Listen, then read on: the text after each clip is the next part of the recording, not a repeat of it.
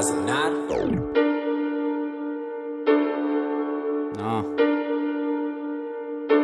بر در زدم در قفل دشمن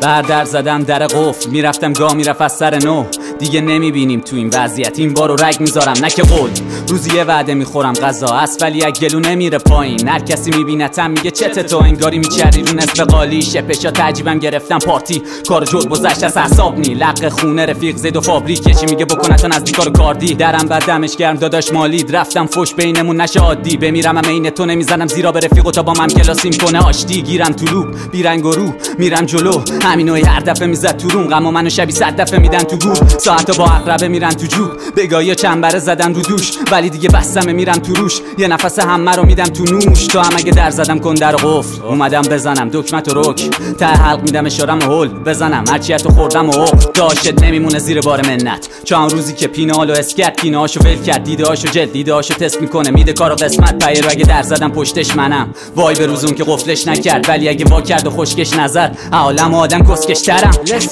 زدم به هر دری بود در قفل میرفتم گاه بعضی وقتا از سر ذوق دیگه نمیبینم تو این اجتماع مردم بندازن کف دست تو به مفت زندگی یزید بود منم تشنه لب ایران جهنم منم عشق رب خنجر و دقیق گذاشت لای فقرات همون که میگفتش بهم عشق من تا تهش برو ته بگاهی میبینی من اونجام دارم میخندم یه بار که افتادی پاشوی دوبار من بار سوم باهات میبندم تو بگو سر پول من میگم زندگی هیچ وقت حرفم دوتا نشده خودمو نزدم به در زندگی معرفت از من جدا نشده تلاشم این بوده که بدم وای به خوزاده بعد هیچ وقت خدا نشده برای خواسته و قلبم جنگیدم صاحبش هیچ وقت دعا نشده وقتی که راه میرفتی من دویدم وقتی که چا میکندی من پریدم همیشه باور داشتم به خودم چون از خودم لایق‌تر تو دید ندیدم عجیبم غریبم تو شهر و کار بودم جدیدم پخته شدم قدیم فال بودم الانم روتین و پلن رو میچینم قبلا معطر رمال و فال بودم فام بودم خاکی مثل ایشیزاکی ولی خب زندگی بد کرد آسفالت پس شدم راکی بدون باکی خودم رو زخمام پیچیدم بانداش جلو من جواب نمیده داشت شانتاژ از خود پادگان بگیر تا پاسگاش رفتم ادله خواستن ازم ولی خب تخمم هم نبود بازداشت عقدمو خالی کردم روی ورق هروئین دود نشه روی زرورق هیچ وقت داشتم و تنها دشمن پشتش منم در ضمن